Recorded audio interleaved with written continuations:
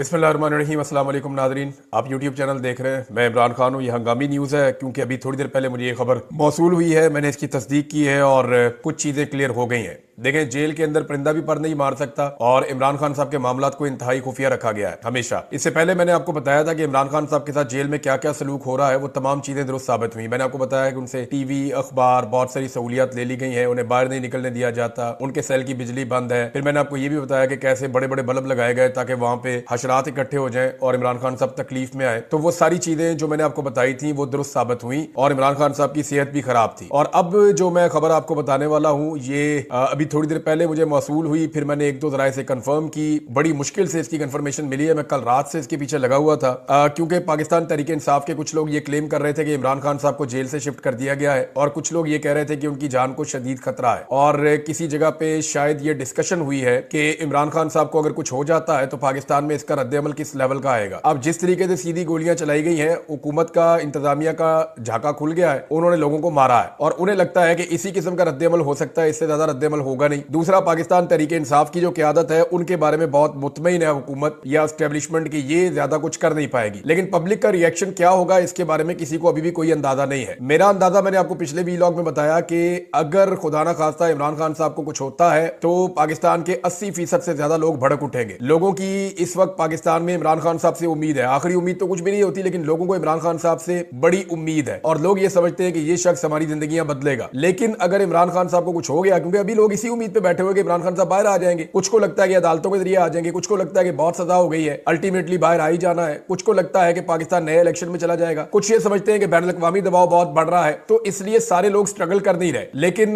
जिस तरह martial law का और एक कर्फ्यू का समा पूरे पाकिस्तान में बनाया जाता है, उसके बाद एहतजाज करना भी तकरीबन नामुमकिन होता है। इसके बावजूद लाखों लोग निकले थे। अब जो मैं आपको खबर देने वाला हूं इसको जरा गौर से सुनिएगा।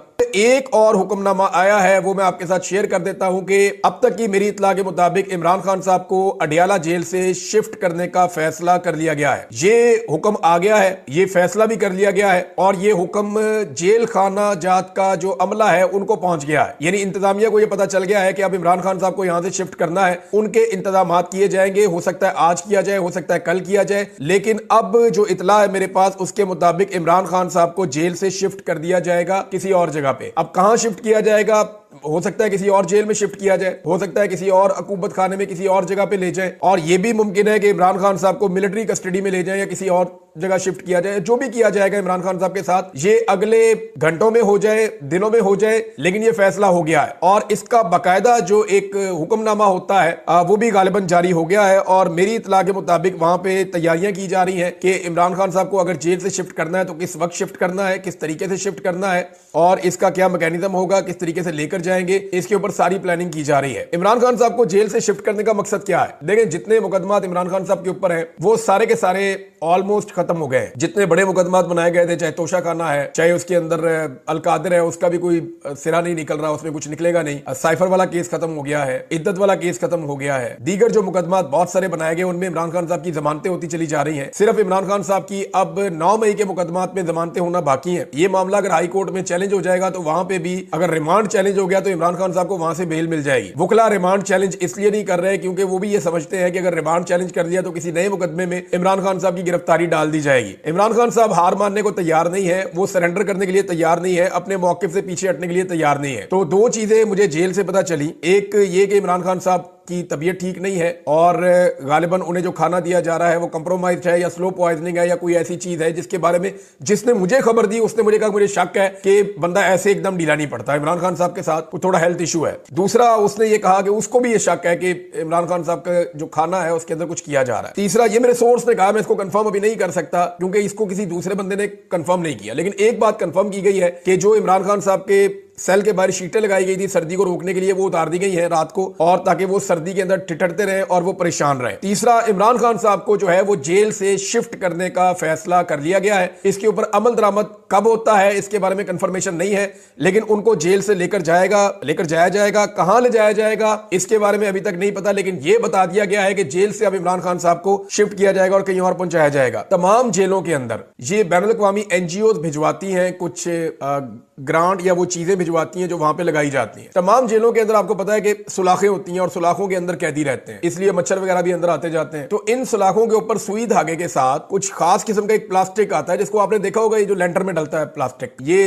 इसमें ट्रांसपेरेंट होता है, इसके आर पार आप थोड़ा बहुत देख भी सकते हैं, यानी आपको नजर आ जाता है कि इसके अंदर क्या हो रहा है। तो ट्रांसपेरेंट टाइप का एक प्लास्टिक आता है, वो प्लास्टिक लगा दिया जाता है तमाम जेलों के दरवाजों के ऊपर और इसको जो है वो सुई धागों के साथ सिया जाता है ताकि सर्दी जो है वो अंदर ना जाए जेलों के। इमरान खान साहब को जेल के जिस हिस्से में रखा गया है, इसका डिजाइन कुछ ऐसे है कि गर्मियों में इसके अंदर धूप जाती है, इसके अंदर गर्मी शदीद हो जाती है, ये ओवन की तरह पकता है। अब ये सियासी कैदियों को या जिन कैदियों को अजियत देनी होती है ना, उनको इन बैरक्स में रखा जाता है। गर्मियों में पूरा सूरज का रुख इस बैरक की तरफ होता है और क्योंकि सूरज अपनी डायरेक्शन चेंज करता है सर्दियों से गर्मियों में, और उसके अंदर जो है वो ठीक ठाक धूप अंदर जाती है और ये ओवन की तरह गर्म हो जाता है। सर्दियों में यहाँ पे सूरज की धूप अंदर नहीं जाती, उसकी वजह से ये सारा दिन भी यख रहता है, ये ठंडा रहता है। अब इस वक्त की सिचुएशन ये है कि इमरान खान साहब के सेल में से रात गए ये प्लास्टिक उतार दिए गए हैं। ये 4 दिन पहले अडियाला जेल में लगाए गए थे कैदियों के लिए ये प्लास्टिक, और सुई धागे के साथ इनको सिया गया था ताकि कैदियों को सर्दी ना लगे। इमरान खान साहब को भी ये सहूलत दी गई थी, लेकिन अब जो लेटेस्ट इतला ये है कि रात गए इमरान खान साहब के सेल से प्लास्टिक की ये शीटें काट के उतार दी गई हैं ताकि अंदर सर्दी दाखिल हो और इमरान खान साहब को अजियत दी जाए। ये सब कुछ इमरान खान साहब को अजियत देने के लिए किया जा रहा है। और इसके अलावा एक सोर्स ने यह बात की है कि इमरान खान साहब की कुछ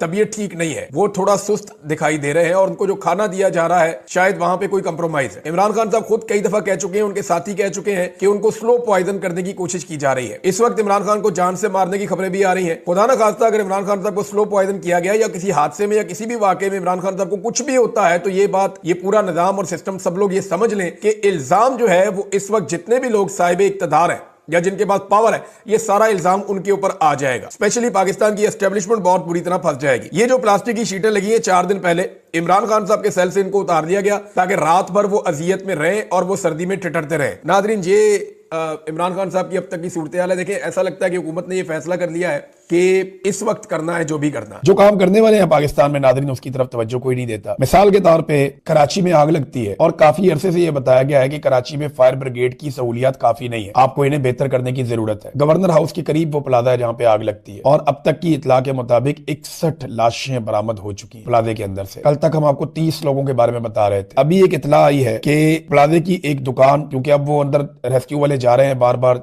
जगह खोलकर देख रहे हैं, तो एक दुकान खोली गई तो उसमें 30 के करीब लाशें बरामद हुई हैं एक दुकान में से। ये कितना अफसोसनाक है। जिंदा लोग जल गए इस शहर के अंदर। 61 लोग अब तक की इतला के मुताबिक जाँ बहक हो गए और अभी भी बहुत सारे लोग लापता हैं जिनकी तलाश जारी है, उनके घर वाले ढूंढ रहे हैं। तो ये जिस वक्त हुक्मरान जश्न मना रहे होते हैं ना, उस वक्त शहरी जल रहे होते हैं। तो रोम जल रहा था और नीरू बांसुरी बजा रहा था। इसकी अमली मिसाल है कि एक तरफ पाकिस्तानी जल रहे थे और दूसरी तरफ हुक्मरानों के टिकटॉक आ रहे थे नाचते हुए, खुशी वाले, जर्क बर्क लबास, चकाचौंध, शानदार अय्याशी वाली जिंदगी, आसाइशों से भरपूर किस्म के खाने और हर चीज। इन्हें बिल्कुल भी अवाम का एहसास नहीं है। एक दुकान से 30 लाशें बरामद हो गई। अंदाजा करें आप कितनी तकलीफ दे बात है। और अभी ये बसंत भी मनाएंगे, पता नहीं कितने लोगों का गला कट जाएगा। मुझे बहुत शौक है गुड्डी उड़ाने का, ये पतंगबाजी का बहुत शौक है, लेकिन जिस तरह के धागे आ चुके हैं, जिस तरह पतंगबाजी होती है, ये सेफ रही नहीं। यानी मैंने सारी जिंदगी पतंगबाजी की है, लेकिन जब ये सेफ नहीं रही तो हम लोगों ने छोड़ दिया इसको कि इससे लोग मर जाते हैं। लेकिन पंजाब हुकूमत अब इसका रिस्क ले रही है, वो ये करना चाहती है सिर्फ और सिर्फ अपनी फेस्टिविटी दिखाने के लिए। तो इसमें इमरान खान साहब की बहन ने भी एक बात की। देखें, कल उन्हें मार पड़ी है वहां पे, उनकी बहनें गिर गई। उन्होंने सारा बताया कि हमें कैसे पुलिस वालों ने आकर मारा। 4 SHO थे, 500 पुलिस वाले थे, उन्होंने बहुत टॉर्चर किया, बहनें भी गिर गई। वहां नौजवानों को गिरफ्तार किया, बहुत मार कुटाई ये करते रहे वहां पे पुलिस वाले। तो उन्होंने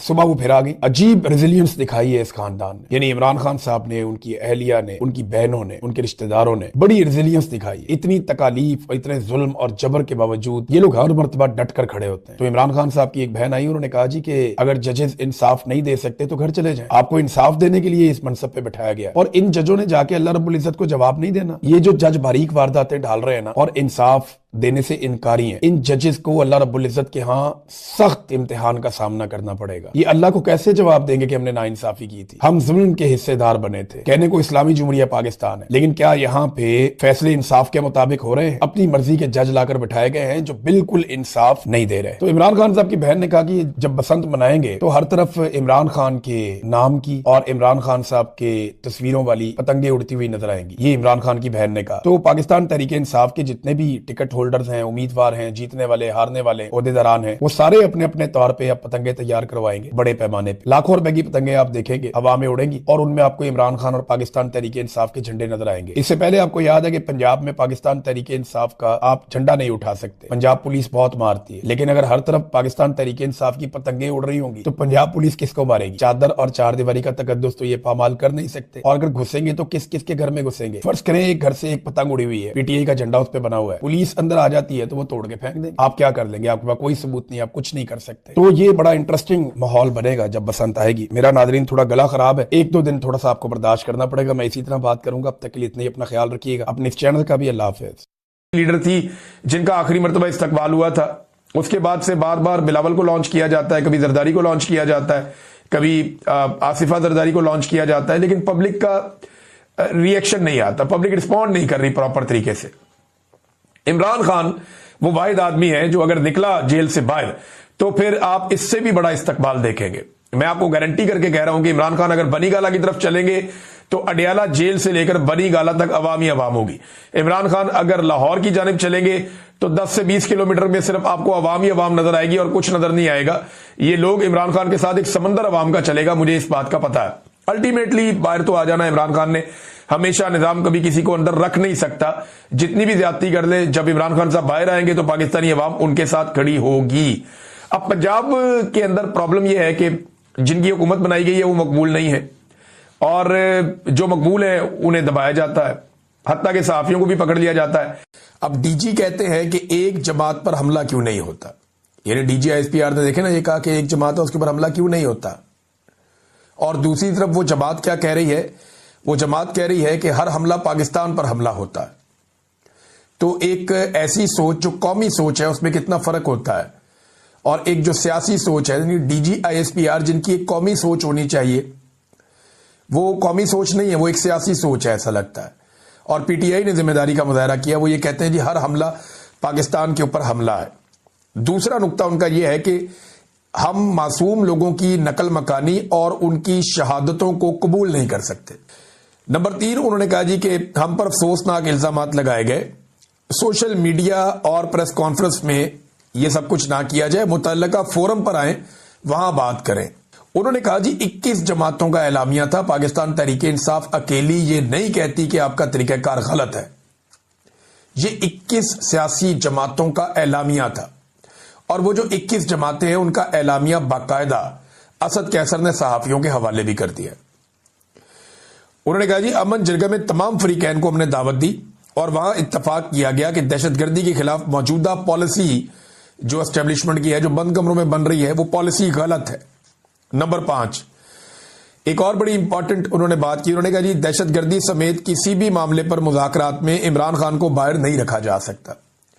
लेकिन इमरान खान के बदतरीन मुखालिफिन है। अगर आसिम मुनीर साहब से भी आप पूछेंगे कि पाकिस्तान में सबसे ज्यादा मकबूल कौन है या अवाम सबसे ज्यादा बात किसकी सुनती है, तो आसिम मुनीर साहब कभी भूल कर भी अपना नाम नहीं ले सकते।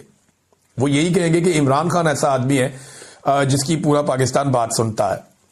फिर एक और बात उन्होंने कही, उन्होंने कहा कि पाकिस्तान तहरीके इंसाफ या इमरान खान वो वाहिद जमात है जो इस वक्त अवाम और इदारों के बीच में जो खलीज मौजूद है उसको पुर करने के लिए किरदार अदा कर सकते हैं, वरना ये खलीज कम नहीं होगी, लोग और मजीद नफरत करते जाएंगे। वो सियासत की वजह से होती है। देखिए जनरल बाजवा ने अपनी रिटायरमेंट से चंद दिन पहले ये कहा था कि पाकिस्तान की फौज से पाकिस्तानी लोग प्यार नहीं करते, इस किस्म का एक उन्होंने गिला किया था, अल्फाज शायद मेरे आगे पीछे हो जाए।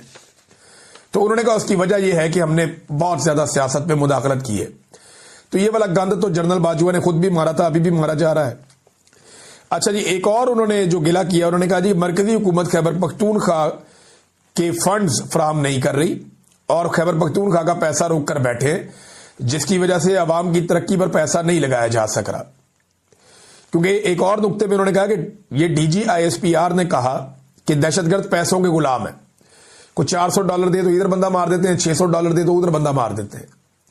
तो अगर ये बात ठीक है तो इसका सादा सादा मतलब यह है कि वहां बेरोजगारी है, बेरोजगारी खत्म की जाए, गुर्बत है, गुर्बत खत्म की जाए, ताकि लोग दहशतगर्दों के साथी बनने की बजाय अमन व अमान की जिंदगी को तरजीह दें।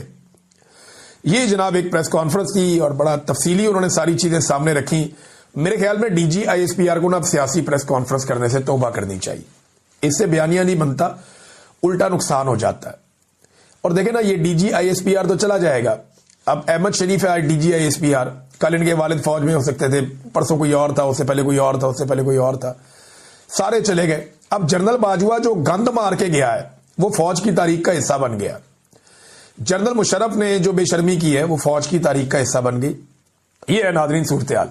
अब ऐसे में हुकूमत कहती है कि वो मुज़ाकरात करेगी। आपको लगता है कि ये कोई सेन अप्रोच है कि एक तरफ आप मार कुटाई कर रहे हैं और दूसरी तरफ आप कह रहे हैं मुज़ाकरात होंगे? देखिए, इन्हें मुज़ाकरात में कोई संजीदगी नहीं है और इन्होंने मुज़ाकरात नहीं करने, इन्होंने अपना टाइम पूरा करना है। और टाइम पूरा करने के लिए मार कुटाई भी करेंगे, जुल्म भी करेंगे, जबर भी करेंगे। ये 5 साल इन्होंने किसी तरह गुजारना है और फिर इन्होंने अवाम के रद्देमल को रोक कर रखना है। अगर अवाम ने इनसे छुटकारा हासिल करना है तो उसे निकलना पड़ेगा और जब अवाम निकल जाएगी तो वो इनका आखिरी दिन होगा। ये बात तो क्रिस्टल क्लियर है क्योंकि इनके पास इखलाकी जवाब कोई नहीं है। आलमी सतह पर भी, पाकिस्तान के अंदर भी सब लोग ये जानते हैं कि इनके पास इस हुकूमत को जारी रखने का कोई इखलाकी और कानूनी और आईनी जवाब नहीं है। जिस दिन लोग निकलेंगे इनके साथ कोई खड़ा नहीं होगा। इमरान खान साहब का स्टेटमेंट जो जारी किया गया है उसमें यह है कि इय्याका नअबुदु व इय्याका नस्तईन, सबसे पहले तो आपने घबराना नहीं है। मैं सारी उम्र भी जेल में गुजारने के लिए तैयार हूं, लेकिन वक्त के यजीद के आगे कभी नहीं झुकूंगा। लेकिन मुसद्दिक मलिक साहब की ख्वाहिश पूरी हो गई। इमरान खान साहब ने वक्त का यजीद जो लफ्ज है वो भी इस्तेमाल कर दिया। कल उन्होंने कहा था कि यजीद और फिरौन का लफ्ज क्यों इस्तेमाल नहीं किया और जनरल डायर का लफ्ज क्यों इस्तेमाल किया, तो ये आ गया। फिर इमरान खान साहब कहते हैं जी अल्लाह अल हक है, वो हक सच का खुदा है और सब्र करने वालों के साथ है। हम सब इस मुल्क की हकीकी आजादी के लिए कुर्बानी दे रहे हैं। आपने सब्र करना है और मेरे साथ मिलकर जुल्म का मुकाबला करना है। डी चौक में दौरे हाजिर के जनरल डायर ने कौम को अपना गुलाम गर्दानते हुए निहत्ते और पुरअमन शहरियों पर बिला इश्तियाल गोलियां चलवाई। हम इस वाकये को कभी भी नहीं भूलने देंगे और अपने वर्कर्स और शोहदा को इंसाफ दिलाएंगे। लेकिन खान साहब ने फिर कह दिया जनरल डायर, और उन्होंने कहा जी डी चौक के अंदर उसी तरह का सानिया किया गया जैसा जलियांवाला बाग में जनरल डायर ने किया था। उन्होंने कहा ना, इस वाकये को हम कभी भूलने देंगे और अपने वर्कर्स को और शोहदा को इंसाफ दिलाएंगे। बहरहाल इमरान खान साहब वहीं खड़े हैं जहां वो पहले दिन से खड़े थे। यानी उन्होंने अगर कहा था कि एब्सोल्युटली नॉट, तो ये वो वाहिद आदमी है जो अभी भी अपने मौकिफ के ऊपर खड़ा है। वरना लोग अपना मौकिफ बदल लेते हैं। गिरफ्तार होने के बाद लोग अपना मौकिफ बदल लेते हैं। पिछले दिनों किसी ने कहा कि नवाज शरीफ भी बहुत जिद्दी है और इमरान खान भी बहुत जिद्दी है। तो बिल्कुल ये बात ठीक है कि इमरान खान अपने उसूल के ऊपर खड़ा रहने के लिए जिद कर रहा है कि मैं अपना उसूल नहीं तोड़ूंगा, अपने